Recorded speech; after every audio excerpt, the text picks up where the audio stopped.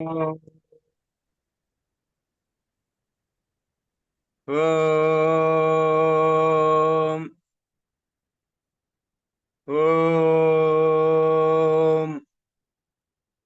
Om Shri Gurubhyo Namaha, Om Shri Krishna Parabrahmane Namaha, Om Shri Matre Namaha. Priyatma Bandhulara, we have been talking about the fourth Purushartha, that is Moksham. Out of the four Purusharthas, we talked in detail about Ardham, first Purushartha. Then that was completed in about Zoom session, 78 sessions. That is the 78th session, we completed the Ardham part of Purushartha. Then in the 79th Zoom session, we started the Moksha Shastram, because Bhagavad Gita is a Moksha Shastram.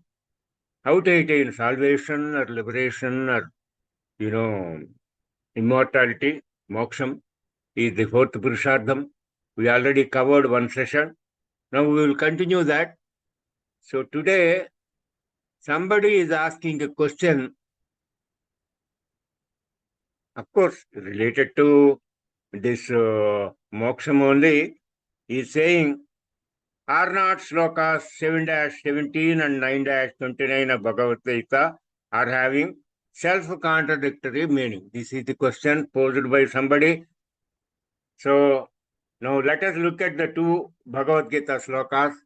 That is, one is sloka 7-17 and the other is sloka 9-29. Now first I will read the sloka 7-17. Tesham jnani nityayukta ekabhaktirvishishyate priyo hi jnaninotyardamaham sacha mama priyaha. That is sloka 7-17. And then second sloka, that is 9-29, is Samoham sarva bhuteshu name dveshchosti na priyaha ye bhajanti tumam bhaktya maite teshu chapyaham. This is 9-29. He says, he feels contradictory meaning is there. So let us examine. So now let us look at the meaning of the respective slokas. First, meaning of sloka 7-17. Among them, the four devotees referred to in previous sloka 7-16, the jnani who is always, all the time, remaining as one with the God and who is totally devoted to God only, is the most precious one. Vishishyate, that is how God has referred to him in the sloka. For such a jnani, I am means here he is referring to God himself, very dear to him. He is very dear to jnani. And he, referring to jnani, he says, he is also very dear to me. That is what God says. This is the meaning of sloka 7-17. But before understanding the meaning of sloka 7-17 of Bhagavad Gita, we have to consider four slokas, 7-15 to 7-18 of Bhagavad Gita together, as the contexts are important in the understanding of the sloka 7-17. See, unless you understand the context, you will not get the correct meaning of sloka 7-17. So the context is, God says in sloka 7-15 of Bhagavad Gita, that those who are having asuric qualities means demonic qualities, dushkrutatmas, people with bad traits, they do not either worship me or surrender to me.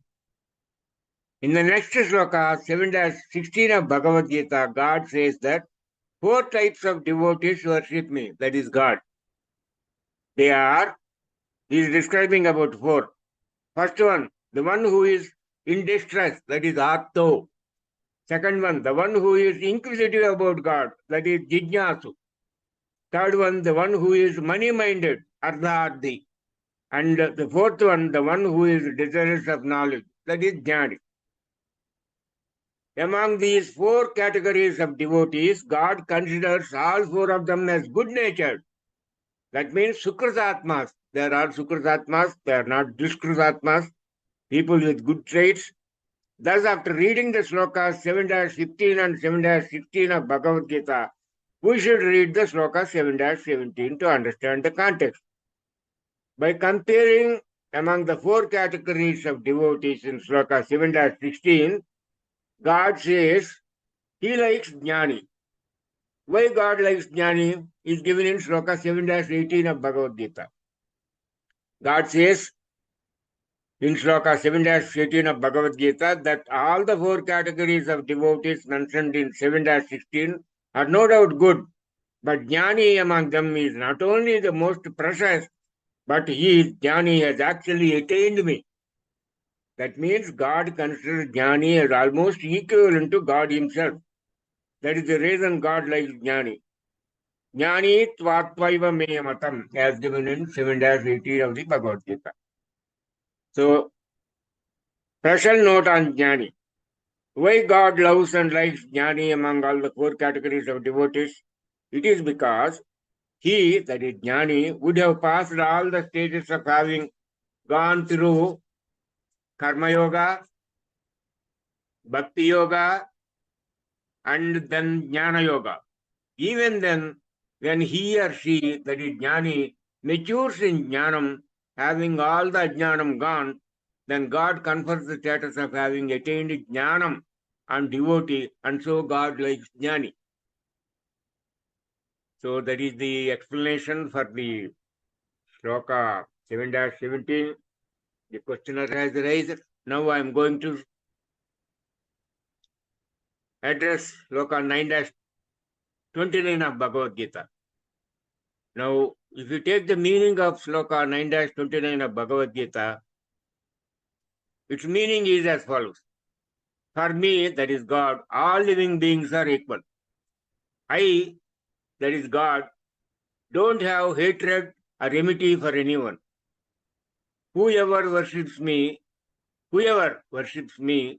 that is God is telling, with devotion, ye bhajanti tu mam bhaktya, as given in Shloka 9-29, those are in me, that is God.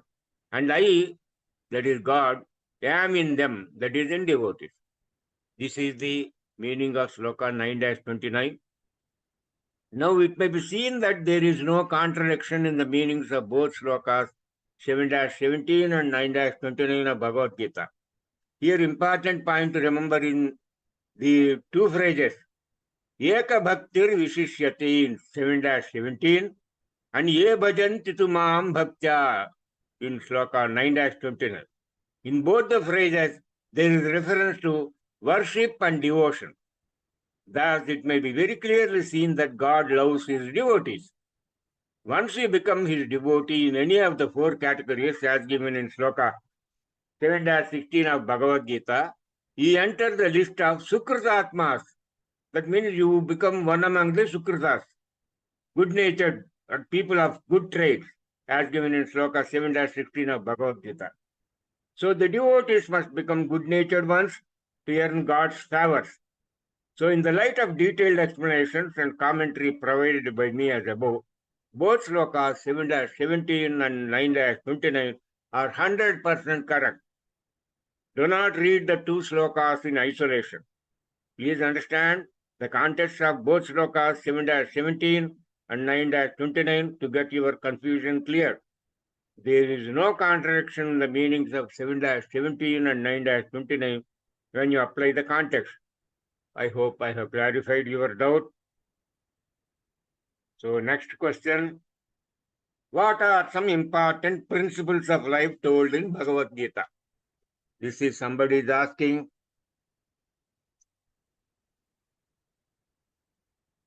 So if you consider what are the important principles of life told in the Bhagavad Gita, I will list them. There are many. Number 1, Bhagavad Gita told about Karma Yoga. That means how to do your duty to get maximum benefit out of your work. This is covered under Nishkama Karma. That is, the principles given here are useful to all students, all teachers, all employees, all executives, all CEOs, all MDs, all CMDs, all housewives, all doctors, all lawyers, all engineers, all technologists, all scientists, and people from all walks of life. Second point, Bhagavad Gita told about devotion to God, that is Bhakti Yoga. How to worship God, methods of worship, Sakaropasana, that is idol worship, and Nirakaropasana, that is non-idol worship. Then third point, Bhagavad Gita told about Raja Yogam.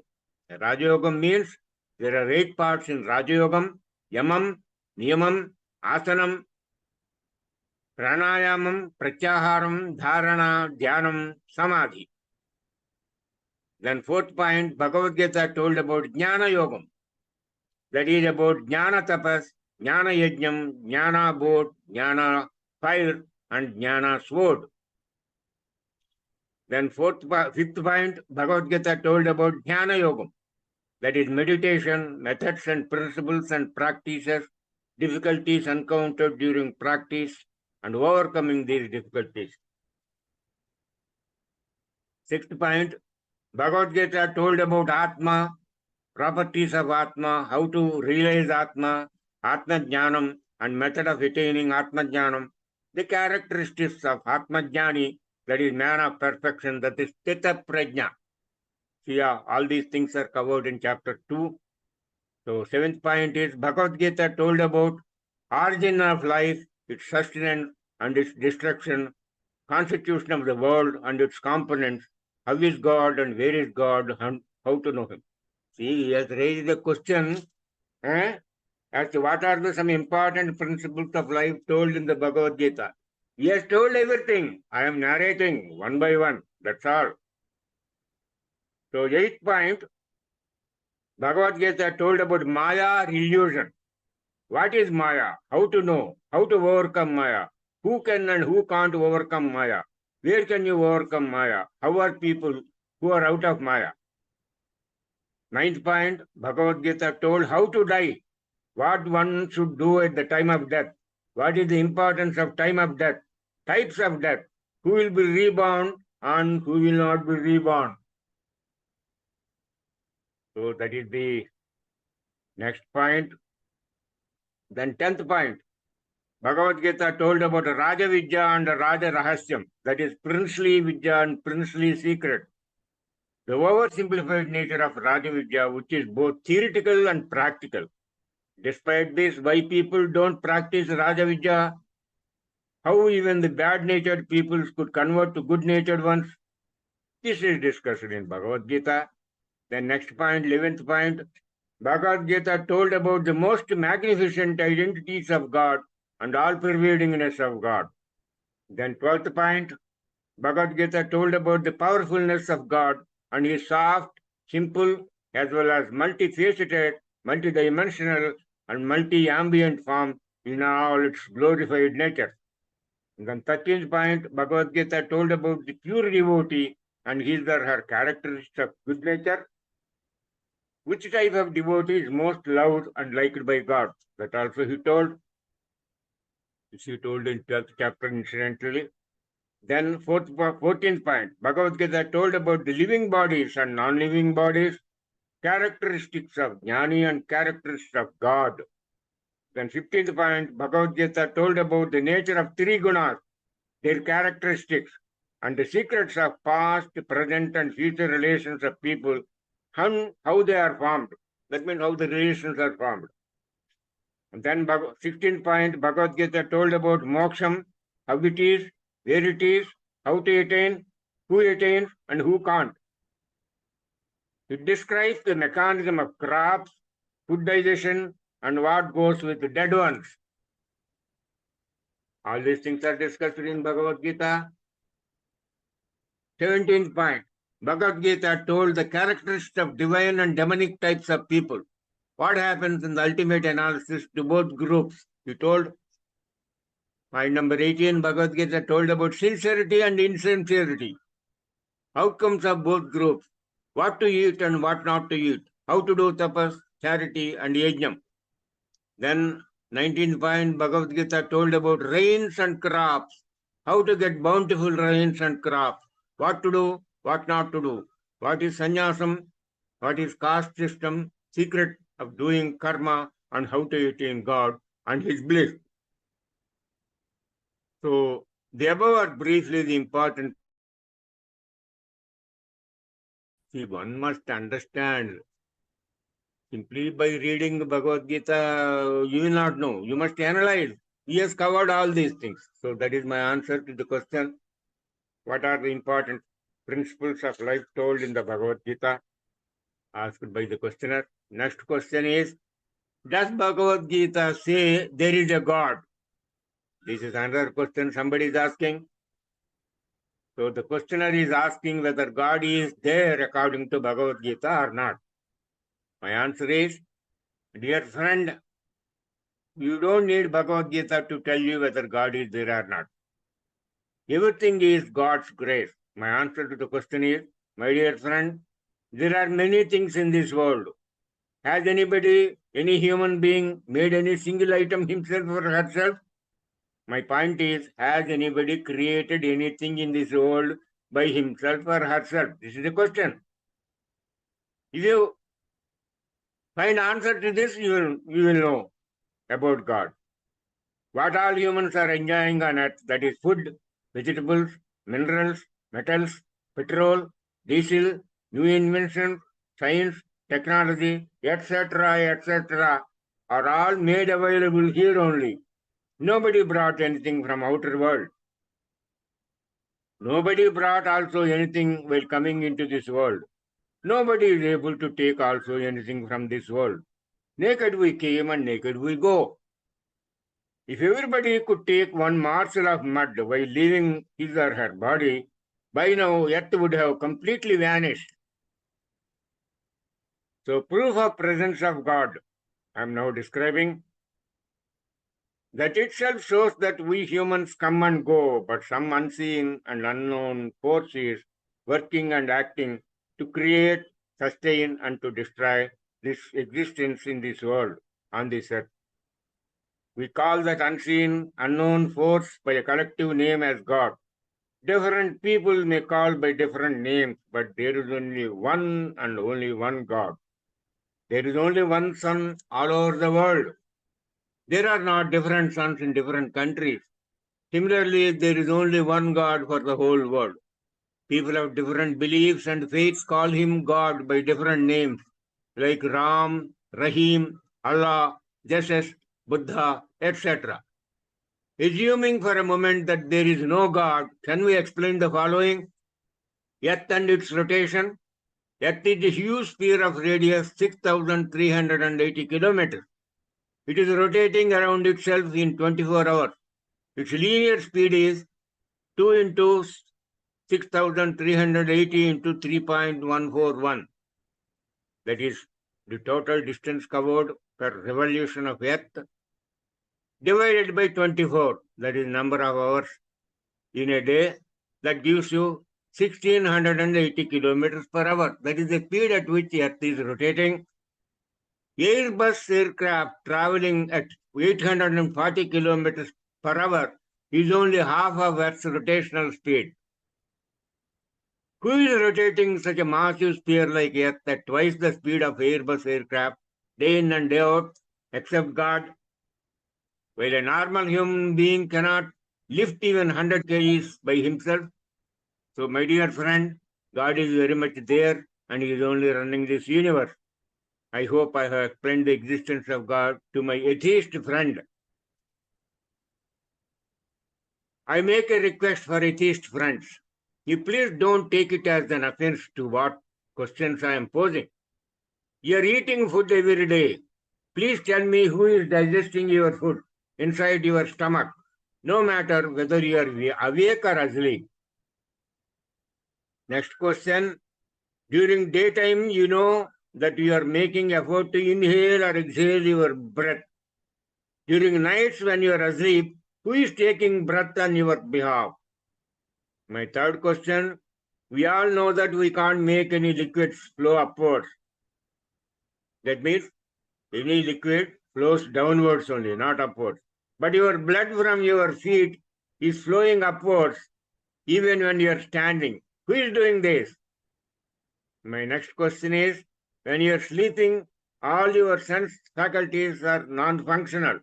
But when you get dream in sleep, you're seeing in the dream, you're hearing in the dream, you're walking in the dream, you're tasting in the dream, you're speaking in the dream, you're working, etc., etc.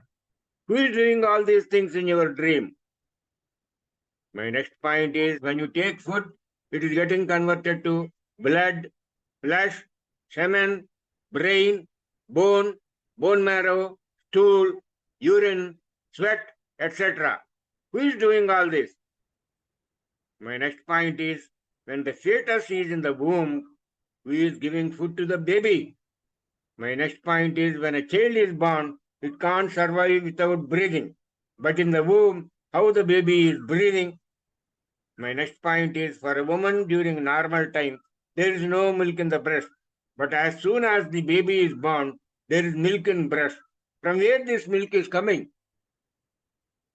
My next point is there are people in this world having a mouth, but they can't speak. They are having ears, but they can't hear. They are having eyes, but can't see. They are having legs, but can't walk. Why? My next point is some people in this world are extremely intelligent while others are dull-headed ducks. Why? Even as an atheist, you are eating, walking, thinking because of the presence of God right in your heart. Please understand this. If you are able to understand what all I wrote above, I will be happy. Otherwise, please don't bother about Bhagavad Gita for the rest of your life and live without Bhagavad Gita. So that is my answer to the questioner. Next, somebody is asking, when India's Prime Minister gives the Bhagavad Gita and books about Swami Vivekananda to his counterparts, what effect will this have on India's claims to be secular? PM Narendra Modi gave these books to Shinzo Abe and to Emperor Akihito. That means when PM went to Japan, he gave copies of Vivekananda's works of his, and then copy of Bhagavad Gita.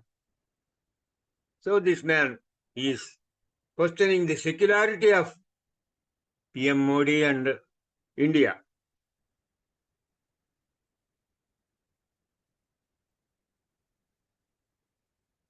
You are asking whether gifting of Bhagavad Gita and Swami Vivekananda's literature to PM and Emperor of Japan is correct on Indian PM's part, as India is a secular country. Absolutely, there is nothing wrong in gifting Bhagavad Gita to anybody as long as Dhoni is not irreligious. Bhagavad Gita can be gifted to any religious person because Bhagavad Gita does not preach about any religion. Bhagavad Gita recognizes all religions in the world. As far as gifting of Swami Vivekananda literature also, we should not find anything wrong because Vivekananda is a noble son of India. Swami Vivekananda attended World's Religious Conference in Chicago and explained to the world about Indian philosophy. The whole world was astonished at the nobility of the Indian and Hindu philosophy as expounded by Vivekananda. PM gifted only those books of Vivekananda.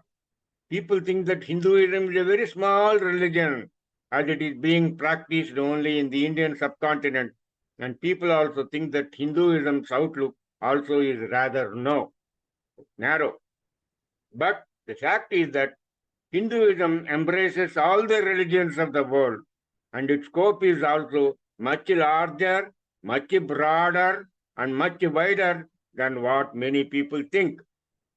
That is why as many as 12 major religions are being practiced in India, and they are also thriving well, unhindered on the Indian soil, though Hinduism is by far the single largest religion in the whole of India.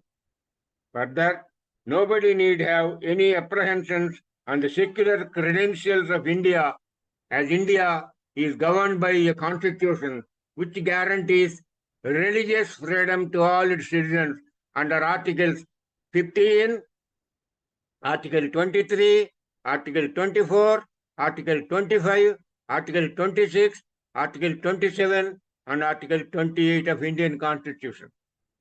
It may be permitted to assure and reassure our brothers and sisters of this great country that India will continue to be secular, and the same will also continue for all times to come and forever.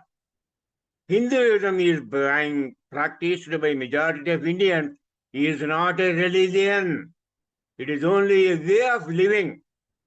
Bhagavad Gita is not a religious book at all. Bhagavad Gita preaches only about dharmic principles and dharmic way of life. So, presenting Bhagavad Gita and Vivekananda books to Japan's PM and Emperor are to show that India and Japan are not only trying to be closer by extending their mutual cooperation in science and technology, but both countries are also much closer, even by their respective cultural moorings and outlooks, by virtue of the commonality of both the religions of Hinduism and Buddhism being practiced by India and Japan respectively.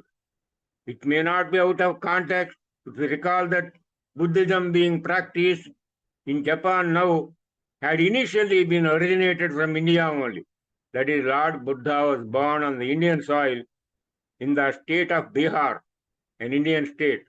So, presenting Bhagavad Gita and Vivekananda's book to PM and Emperor of Japan by Mr. Modi, the present PM of India, are considered to be well in order, and this gifting does not jeopardize the secular credentials of India.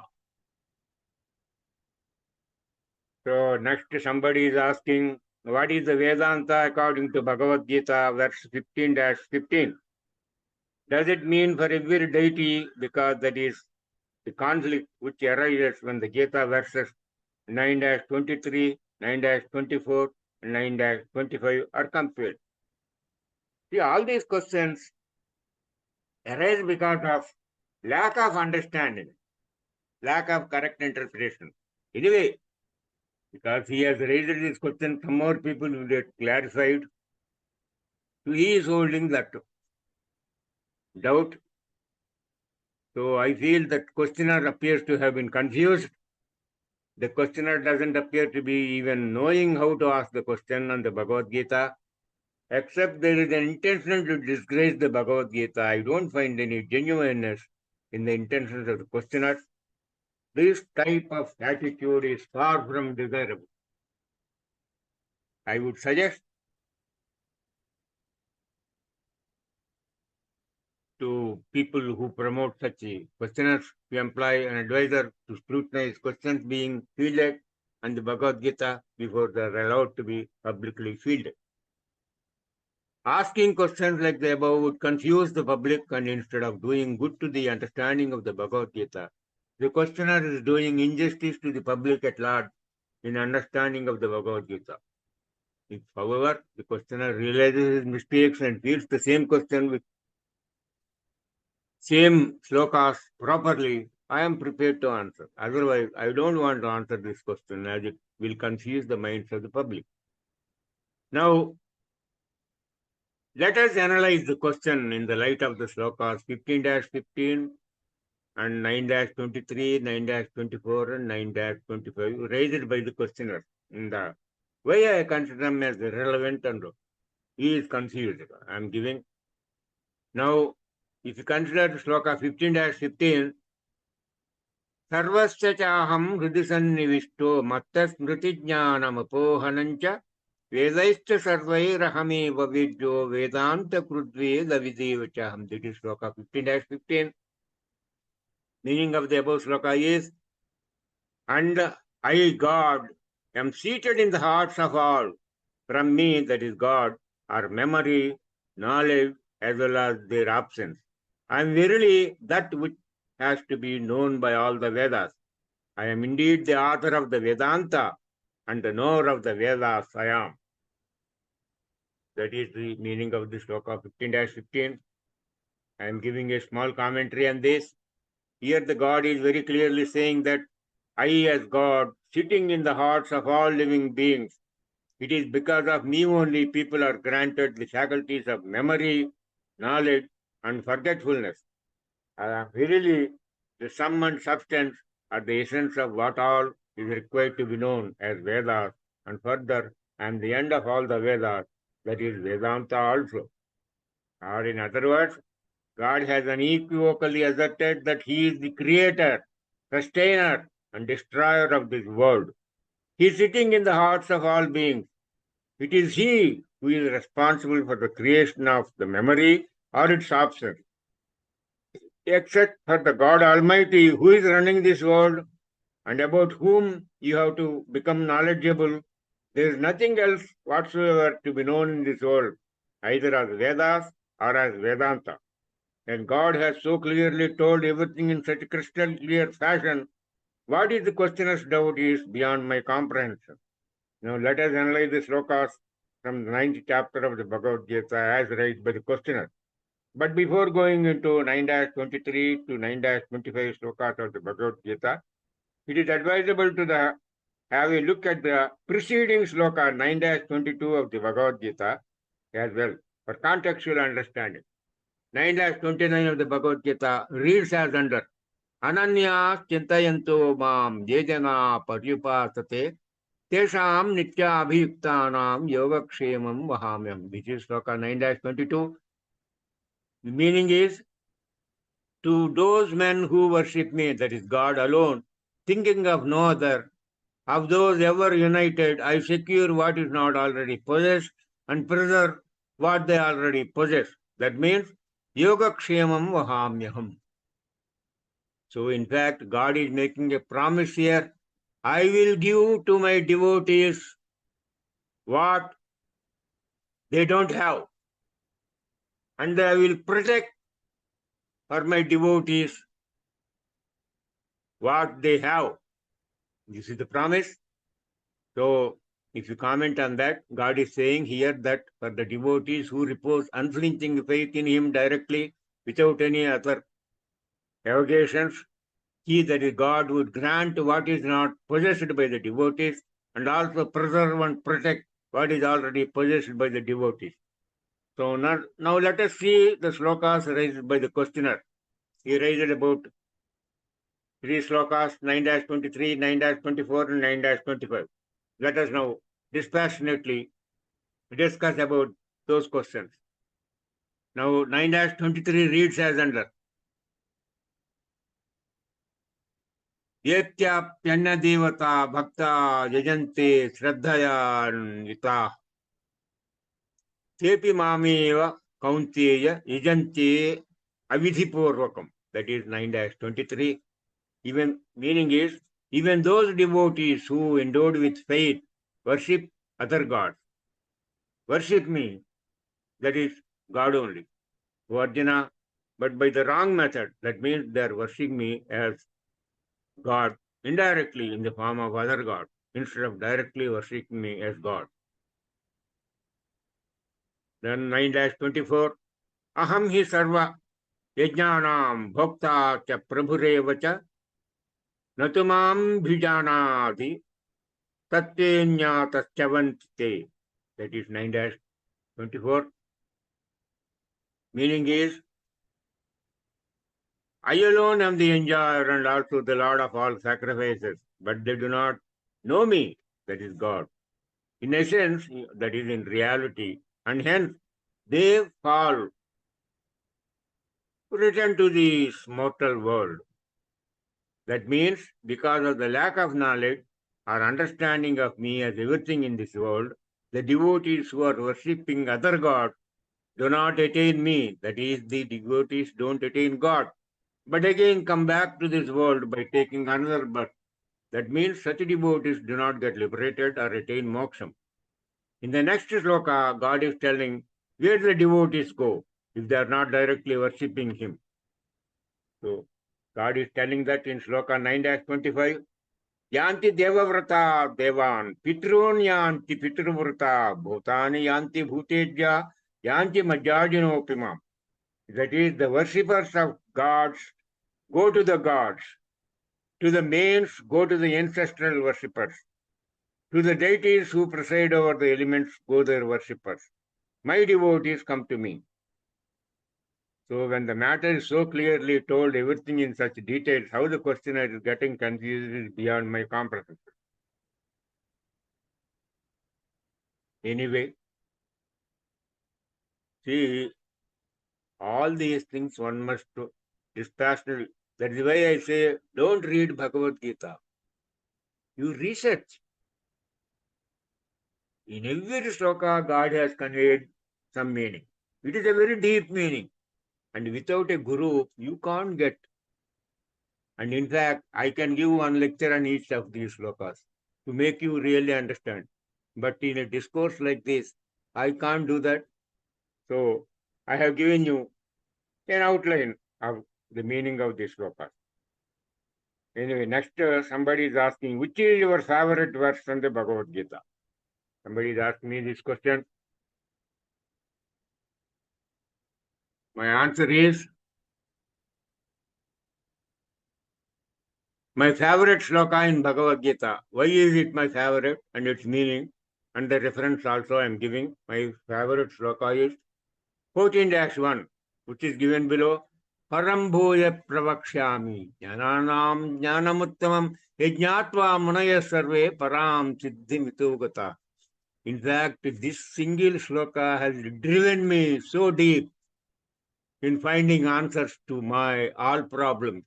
And I have found solutions, answers and solutions.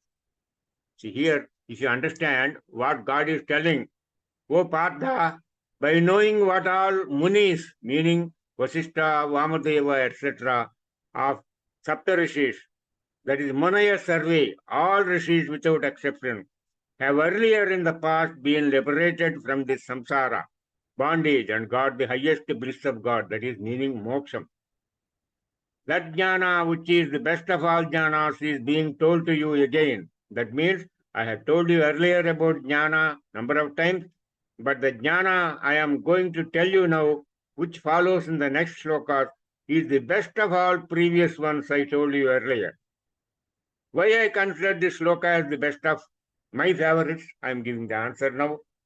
In the 13th chapter, God tells in 13-22 that attachment with the three gunas is the root cause for lower or higher class of birth for all the human beings, as given below. Purusha prakritistu hi bhukti prakritiyan gunan karanam gunasangosya satasajyoni janmasu. That is 13-22.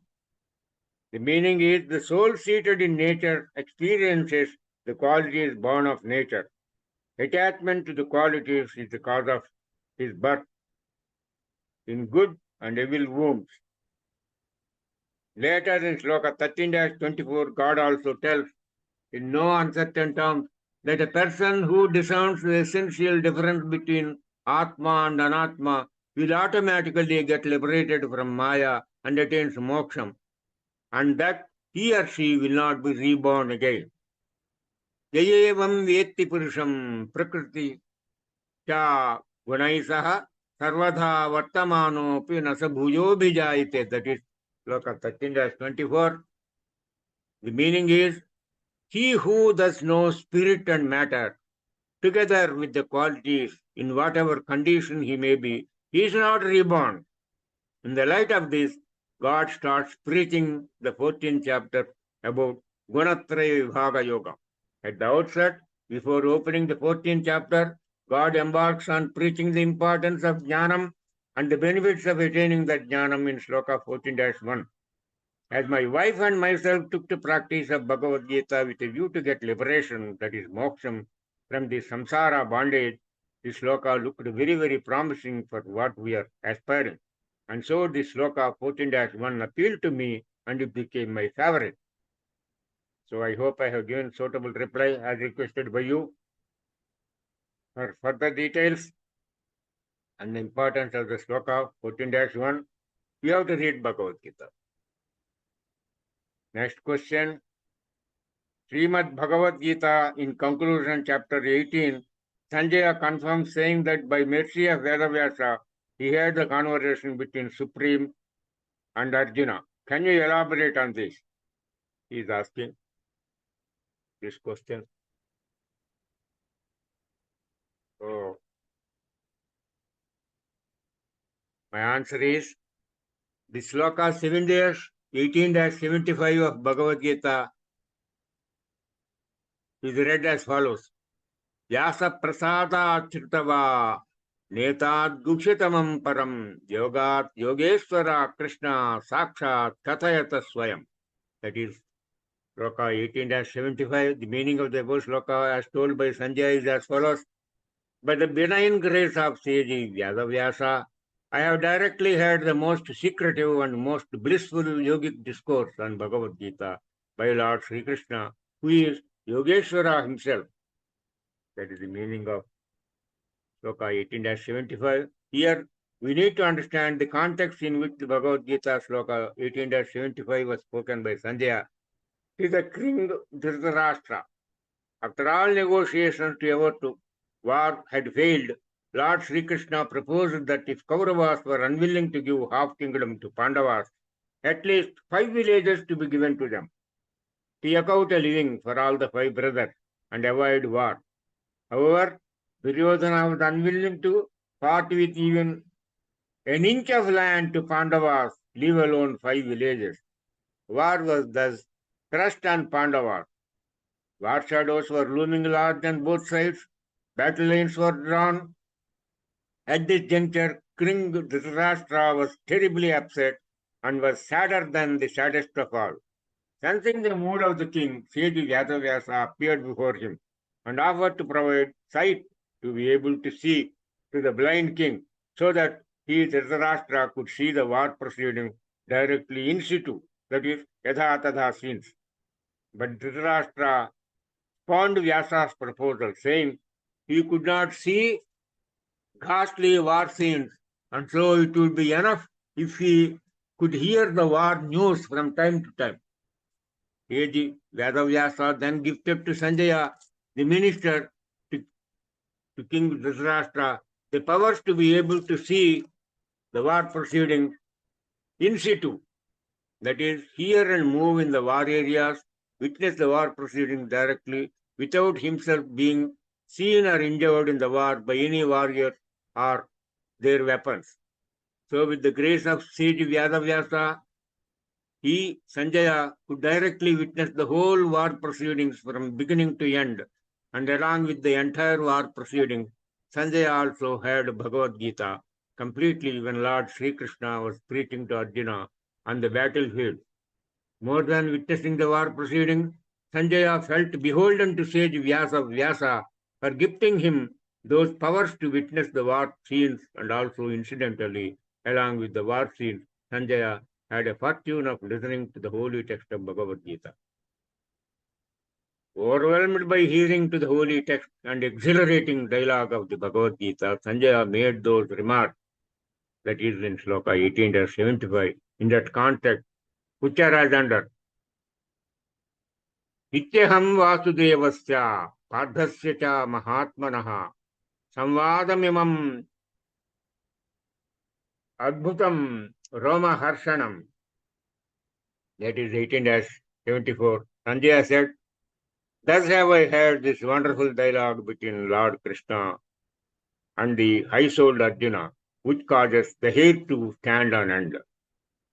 Vyasa prasada tritava etad guhyatamam param yogam yogeshwara Krishna sakshat kathayata swayam. That is 18-75. Through the grace of Vyasa, I have had the supreme and most secret yoga direct from Krishna, the Lord of Yoga himself, declaring it.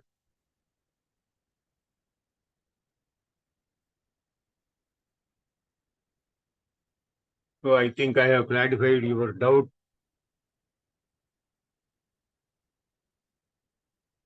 So that is the context. You see, people take Indian rishis as, they are all, after all, sannyasis. He is only wearing a saffron robe. No, they are very powerful. They don't appear to be so. They don't want to exhibit their powers. You see, this is the beauty. That is why you don't know about Indian sages and saints, my dear listeners. Most of them are like that. And I can tell you, Nobody in this world so far has written so much about scriptures or anything like Vyasa. He codified all the four Vedas. He wrote elaborate commentary on all the 18 Puranas. He spoke about Bhagavad Gita, Bhagavatam. And then he codified all these things into a fifth Veda called Mahabharatam, consisting of 18 Parvas and 1 lakh slokas, in which Bhagavad Gita is a part of that, having 700 slokas. And Vedavyasa has got so many powers. That is why he offered those powers to Dhritarashtra. Dhritarashtra is the son of Vedavyasa, direct son. So, grieved at the attitude of Dhritarashtra, he appeared before him and offered him, I will give you drishti. Drishti means, I will give you sight. You can see the war proceedings yourself. But Dhritarashtra refused, because I can't see the ghastly war scenes. And even if I see, I don't know the people, because right from my childhood I am blind. I don't know how Duryodhana looks, how Dushasana looks, or for that matter, how Bhishmacharya, Dronacharya, Kripacharya, like that. I don't know anybody.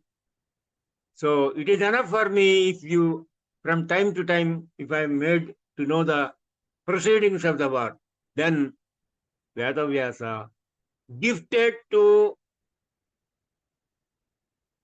those powers to Sanjaya, that he gifted such powers to Sanjaya that he can see, he can listen directly the war proceedings, just like our now closed circuit television. He gifted those powers at that time to Sanjaya, and also additionally he gifted him powers. He can move through the war area without being seen by others, all other warriors. He can move, but he can see all the warriors. And no war weapon will be able to affect him. That means he will not be hit by any war weapon. Such powers he gave to Sanjaya.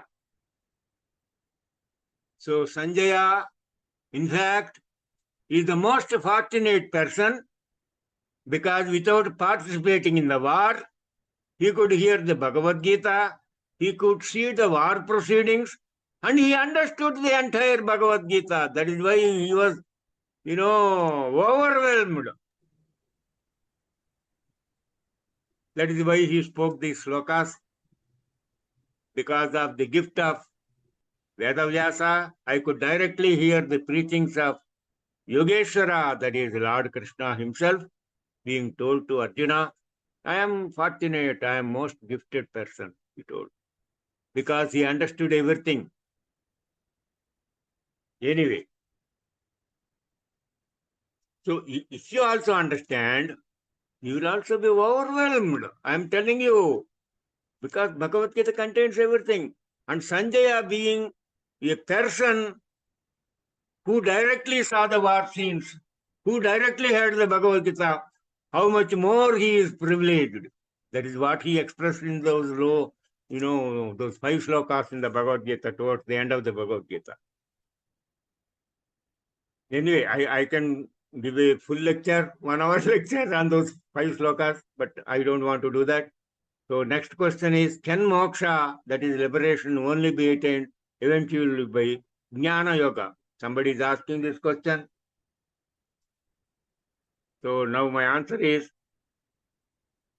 Karmana jayate bhaktihi, bhaktya jnanam prajayate, jnanat prajayate muktihi, iti shastrartha sangram. That means, by constantly doing one's duty sincerely and devotedly and dutifully, one would be led to bhakti, that is devotion to God.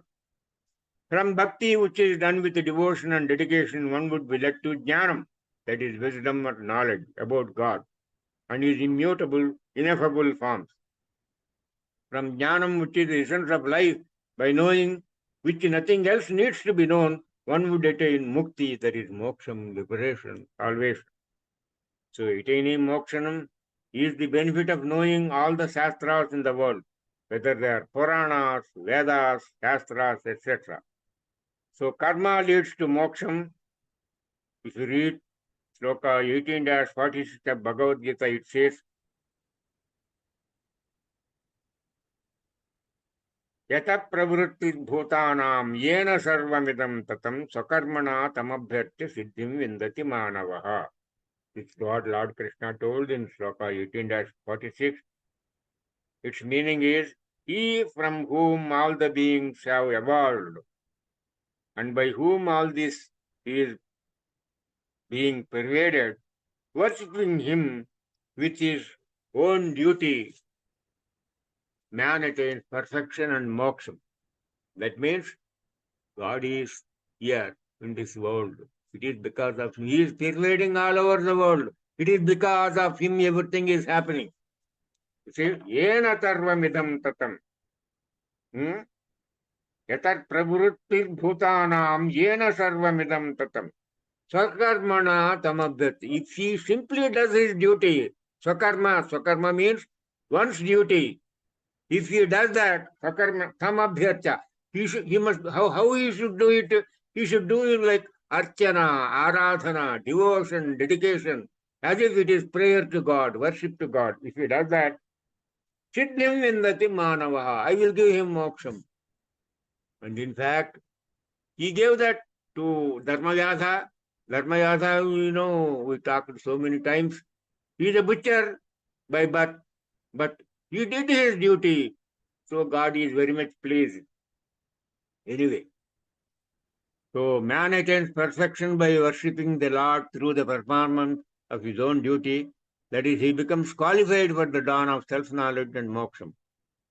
Now, next is bhakti leads to moksham. See, he's now I'm describing about routes to attain moksham. Refer to Sloka 8-13 of Bhagavad Gita. Omityekaksharam brahma vyaharanma manusparan yaprajati tejandeham sayati paramangati. One syllable if you utter Om, you will attain moksham. I am telling you. This is what God told in Sloka 8-13. Uttering the monosyllable Om, the Brahman remembering me always, he, that is devotee, who departs thus, leaving the body, attains to the supreme goal, moksha.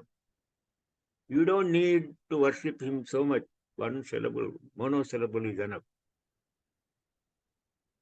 Then he says, Jnanam leads to moksham. Jnanam means knowledge about God. That he gave in 4-32 and 4-33 of Bhagavad Gita. Yeham bahuvidha yajnam vidhata brahmano mukhi karman viddhi tam sarvan yevam jnanatva vimokshasi. That is 4-32. That various kinds of sacrifices are spread out before Brahman, literally at the mouth or face of Brahman.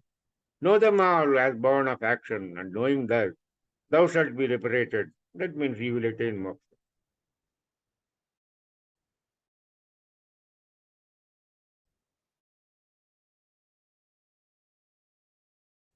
Then 4-33 says, Tapa, Akhilam Partha Jnane Parisamapyate.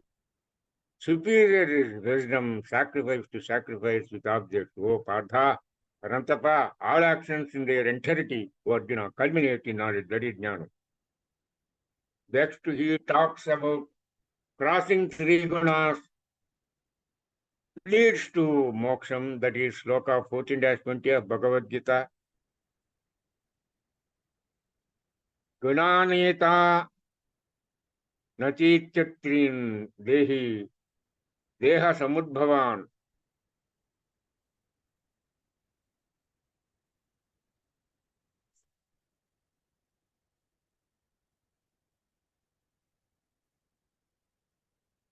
Gunaneta nachitchatrin dehi deha samudbhavan.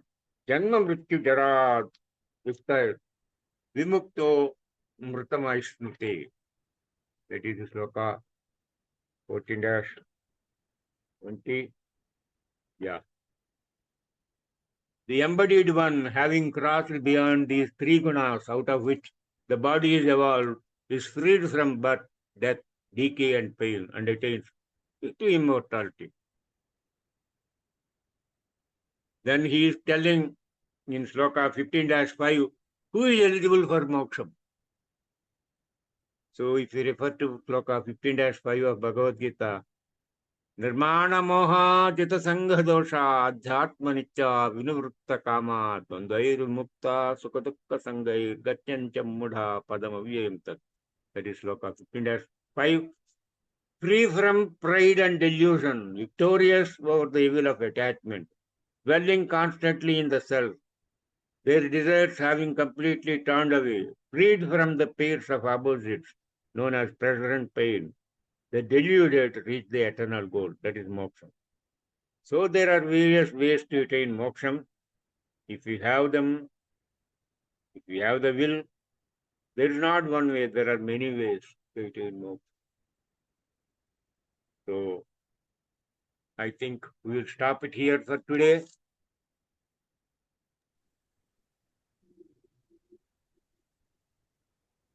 See, one must be devoted to God. The more the merrier. You can devote it to him in any fashion. In fact, in Bhagavatam, he described how, with various feelings, devotees, even if you hate God, he will give you moksham. But you must hate so much. Just like, Susupala. Susupala throughout life, he hated Lord Krishna. Out of fear, Kamsa uttered Krishna, Krishna, Krishna. Whenever some sound is there, he thought Krishna is coming. So, out of fear, he attained. So, out of love, affection, out of bhakti, devotion, dedication, jnanam, karma, you do whatever you want. You can attain God, you can attain moksham. So, that is the essence. But you must, practice all these things through the help of a guru, then only you will know. So we will close for the day. Om